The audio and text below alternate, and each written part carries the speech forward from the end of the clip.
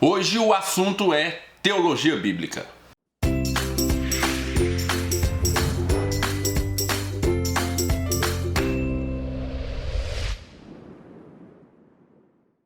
Olá pessoal, sejam muito bem-vindos ao canal Livros e Teologia. Meu nome é Rafael Pablo e hoje então nós vamos falar desse livro aqui, O que é Teologia Bíblica, do James M. Hamilton Jr., da editora Fiel, que tem como subtítulo Um Guia para a História, o Simbolismo e os Modelos da Bíblia. Muito bem, eu comecei a ler esse livro, na verdade eu li esse livro, porque agora no início de agosto eu vou começar um curso de Teologia Bíblica lá pelo Andrew Jumper. Vai ser um ano estudando Teologia Bíblica. E aí, para mim não entrar totalmente cru no curso, eu comecei a ler alguma coisinha de Teologia Bíblica e me indicaram esse daqui como introdutório para mim começar a entender o assunto e é uma ótima indicação para isso. Bem, eu vou falar para você aqui como esse livro me ajudou a me apaixonar ainda mais pela teologia bíblica. É muito engraçado porque durante o tempo das minhas leituras eu leio muito mais teologia sistemática do que teologia bíblica, mas por causa de uma palestra, se não me engano, do Mauro Meister, que esteve lá em Anápolis e eu estive lá vendo ele, nós tivemos o Franklin Ferreira falando sobre teologia sistemática e logo depois o Mauro Meister falando sobre teologia bíblica. E nessa palestra, então, é que eu me apaixonei por teologia bíblica e apesar de não ler muito sobre o assunto, na verdade esse é o primeiro livro que eu leio especificamente sobre teologia bíblica, eu prefiro mais a teologia bíblica do que a teologia sistemática. Bem, então nesse livrinho aqui nós vamos ter uma introdução a respeito da teologia bíblica. O livro é muito simples, ele tem 2 capítulos de introdução e depois o livro é dividido em 3 partes. Nós temos a grande história da Bíblia, o universo simbólico da Bíblia e a história de amor da Bíblia. Essas são as 3 partes do livro.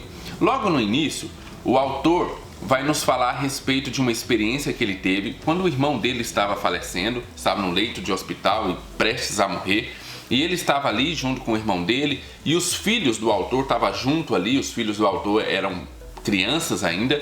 E aí o irmão dele falou para ele o seguinte: que bom que você trouxe as crianças para que elas vejam a realidade, para que elas vejam a verdadeira história. E é muito interessante porque esse assunto sobre a verdadeira história vai estar percorrida durante todo o livro, vai estar disseminada no livro inteiro. A ideia é o seguinte, olha, não importa o que você crê, não importa como você crê, em algum momento você vai se deparar com a verdadeira história. A morte é esse momento, onde não tem como fugir. Você vai se deparar com a verdadeira história. Todo mundo morreu, acabou. Obviamente o irmão dele estava falando a respeito da Bíblia, a respeito do julgamento, a respeito daquele dia onde todos nós encontraremos com o Senhor. Então, ele começa dizendo por aí, e aí ele percorre, o autor vai puxar esse gancho e vai dizer o seguinte, ó: a Bíblia é esse livro que conta a verdadeira história, e você precisa ler a Bíblia como esse livro que conta a verdadeira história. Logo depois, o autor vai nos definir o que é teologia bíblica. E basicamente, teologia bíblica é a forma como os autores bíblicos trataram um determinado assunto ao longo de toda a Bíblia. E aí, uma coisa muito interessante, ele vai dizer o seguinte, ó, a teologia bíblica, ela vai dizer como os autores bíblicos olharam para aquele assunto escrito por outros autores bíblicos. Como assim? Ele vai dizer, por exemplo, assim: olha, se você tem ali Davi escrevendo sobre um determinado assunto em Salmos, você vai ver que o conceito que ele tem daquele assunto vem de toda a tradição daquele assunto, de tudo aquilo que foi escrito antes de Davi. Obviamente, Davi não vai se manter nisso. Ele faz uma espécie de teologia progressiva ou de revelação progressiva. Então você vê o assunto germinando ali no início, ali nos primeiros livros da Bíblia, mas você vai ver que esse assunto ele vai florescendo ao longo da história da Bíblia até culminar lá em Apocalipse. Então a teologia bíblica é isso. Ela vai pegar um determinado assunto e ela vai ver como os próprios autores bíblicos olharam para aquele assunto antes daquilo que eles estão escrevendo. Então, quem foram os autores que escreveram sobre aquele assunto também antes deles, mas também a teologia bíblica vai olhar para frente, como aquele assunto se desenvolveu ao longo da Bíblia. E isso é muito interessante porque à medida que você está lendo a Bíblia, você começa a ter uma visão um pouco mais abrangente. É muito comum nós que temos pouca experiência, ou pelo menos eu que tenho pouca experiência nesse campo de estudo, é separar os textos do contexto maior de toda a Bíblia. Talvez nós consigamos até colocar aquele texto dentro do contexto ali daquele capítulo que está sendo estudado, ou até mesmo dentro daquele livro que está sendo lido. Mas dentro de um contexto maior da Bíblia, exige sim um pouco mais de estudo. E é isso que o livro vai nos mostrar. Ele vai dizer também que a teologia bíblica não produziu só coisas boas. Ele vai dizer que tem duas vertentes da teologia bíblica que são defeitos ou são deficiências que infelizmente foram produzidos pela teologia bíblica. O primeiro deles é os teólogos bíblicos que acreditam que a teologia bíblica é uma ferramenta de separar o joio do trigo, ou seja, de encontrar dentro da Bíblia a verdadeira Bíblia. Dizer que determinada parte da Bíblia é sim Bíblia, outras não é. Então isso vai cair lá na teologia liberal. E segundo ele é um resultado desse estudo da teologia bíblica feita de forma equivocada. As pessoas acabam achando que o estudo da teologia bíblica é encontrar a verdadeira Bíblia dentro da Bíblia. Também vai falar sobre o academicismo, que muitas vezes também teólogos bíblicos acreditam que precisam estudar a Bíblia igual estudam outras ciências, sem qualquer influência da fé. E aí também vai cair no academicismo, ou seja, aquele estudo concentrado, aquele estudo científico da Bíblia, mas que não provoca qualquer mudança. Ele faz uma crítica a essas duas vertentes e vai falar que isso não é teologia bíblica. Teologia bíblica é sim um estudo da Bíblia, um estudo aprofundado da Bíblia, mas sempre visando o aumento da sua fé, sempre visando que sua fé cresça à medida que você entenda as Escrituras. Na primeira parte do livro, o autor vai nos levar à grande história da Bíblia. E ele então começa colocando o cenário. Qual que é o cenário dessa história? É o grande templo cósmico de Deus, o universo. Mas aí ele vai fazer umas correlações desse grande templo cósmico com o microcosmo do templo ou do tabernáculo. E ele vai dizer que ali dentro do tabernáculo ou dentro do templo, Deus faz uma apresentação daquilo que ele vai fazer em um grau muito maior. Como, por exemplo, quando Deus enche o templo com a sua glória, e nós sabemos lá no Novo Testamento que o grande objetivo de Deus é encher a terra com a sua glória. E aí fica muito interessante, você então começa a vislumbrar um cenário para a Bíblia. Depois ele vai falar sobre os personagens da Bíblia, e nesse caso é muito interessante porque ele vai dizer o seguinte: olha, existem diversos personagens na Bíblia, mas você precisa entender, quando você estiver lendo e estudando a Bíblia, que apenas um personagem é o personagem principal. Então, por exemplo, quando você está lendo ali a história de Davi e Golias, você precisa entender que apesar de Davi e Golias serem retratados naquela trama ali, o personagem principal não é nem Davi e nem Golias. O personagem principal sempre é Jesus Cristo. E você precisa ler a Bíblia desta forma. Depois ele vai dizer a respeito do enredo. Ele vai falar, olha, todo livro ou todo texto da Bíblia, ele vai se categorizar em um desses enredos. Ou vai falar de criação, ou vai falar de queda, ou vai falar de redenção, ou vai falar de restauração. Então, quando você estiver lendo a Bíblia, você precisa também ter isso em mente. Esse texto ele está evocando o quê? A queda, a redenção, a criação, a restauração, porque sempre vai estar evocando ou vai estar emulando um desses enredos. Bem, depois ele vai partir para a questão de como as promessas da Bíblia são complementares.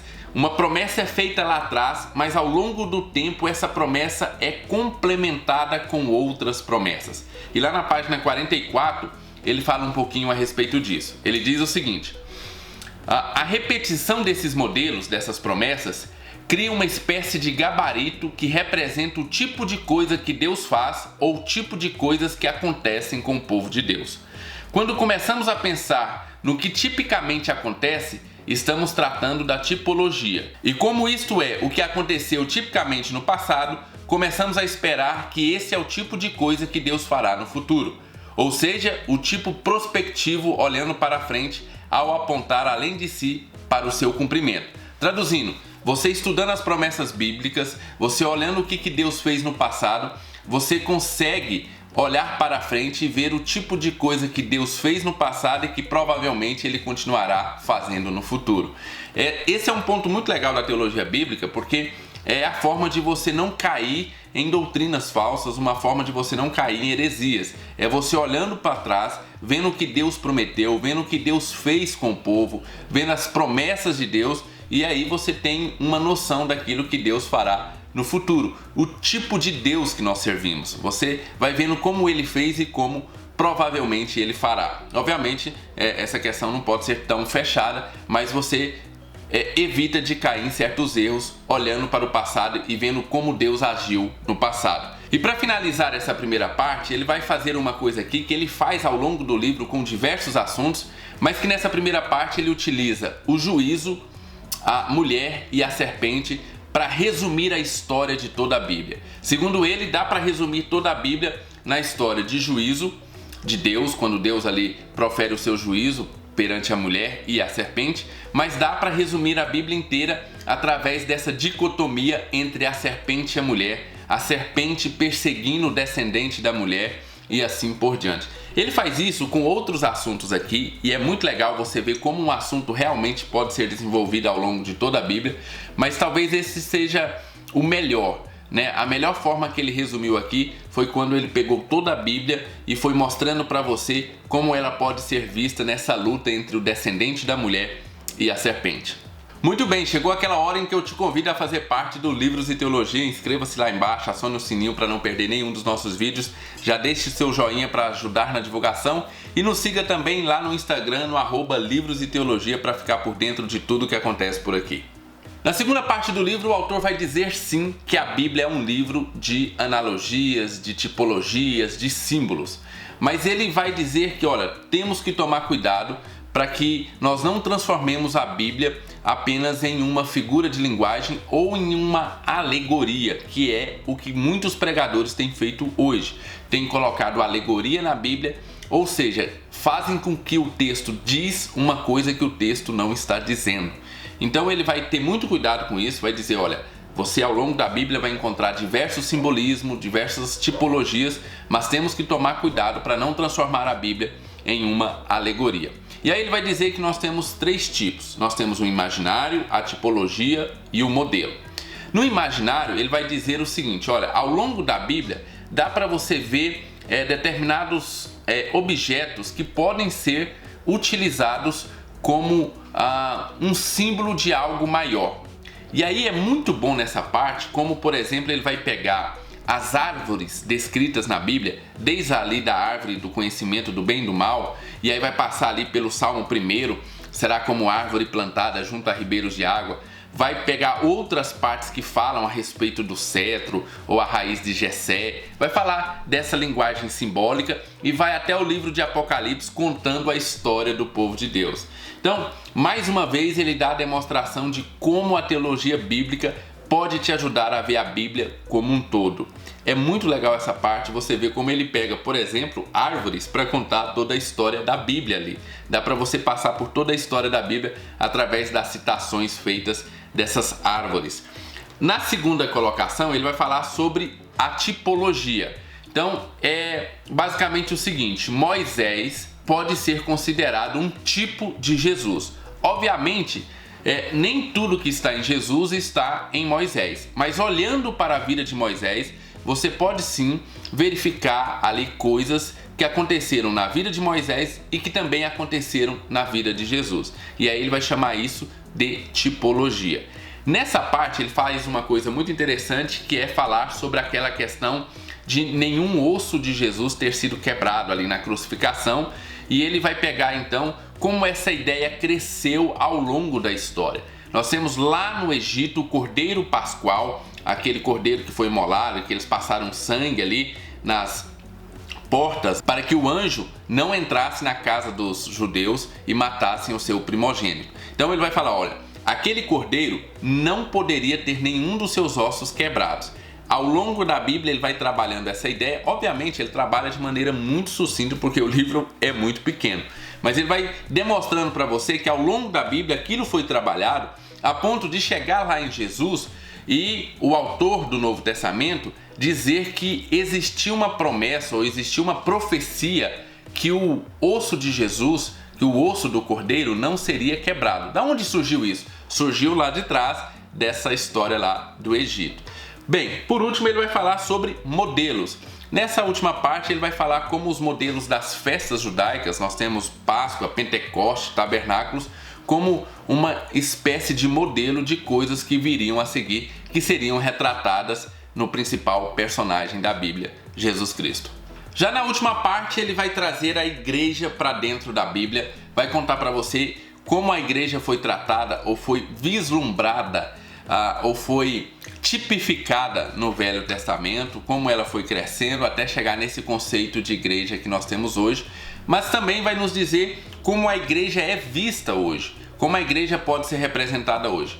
Tem um capítulo aqui que ele faz essa distinção muito legal a respeito de como a igreja pode ser vista de diversas formas. Deixa eu achar aqui, onde é que tá? Caramba, não estou conseguindo encontrar, eu tinha marcado. Onde? Não consegue, né? É no capítulo 11. No capítulo 11 fala sobre a identidade da igreja e ele vai dizer o seguinte, vai fazer breves comentários a respeito das diversas formas que a igreja pode ser representada. Primeira delas, a igreja como ovelhas cuidadas pelo pastor. Depois vai falar sobre a noiva. Então a igreja também é a noiva do principal personagem da Bíblia. A igreja também é o corpo ligado ao principal personagem da Bíblia. Temos ainda a igreja sendo a família do principal personagem da Bíblia e temos ainda a igreja como o templo do Espírito Santo. Ele tece breves comentários a respeito de cada um desses aspectos. Essa última parte talvez seja a parte onde ele menos dedicou a atenção no sentido de desenvolver mais o assunto, mas eu entendo, ele quis fazer um livro pequeno. Vamos agora para os pontos positivos e negativos do livro.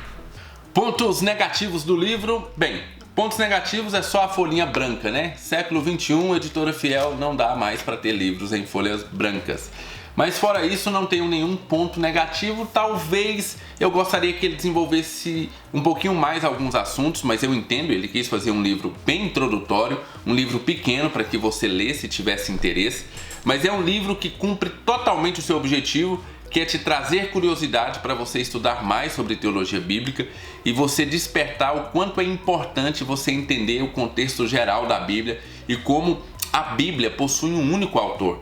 Talvez esse seja o maior objetivo e um objetivo conquistado no livro. Ele te mostra que a Bíblia verdadeiramente só pode ter sido escrita por um autor, porque o assunto é desenvolvido ao longo de toda a Bíblia. Apesar de diversos autores humanos estarem escrevendo a respeito de diversos assuntos, você nota uma coesão.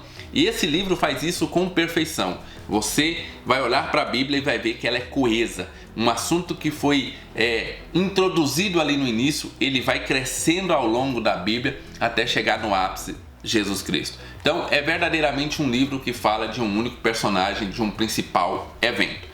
Bem, esses foram os pontos positivos e negativos. Tem um ponto positivo muito legal, é que no final do livro ele traz uma lista de livros que ele te indica. A maioria são livros em inglês, não está em tradução no Brasil ainda, mas tem 3 livros aqui que tem tradução no Brasil e que são muito interessantes.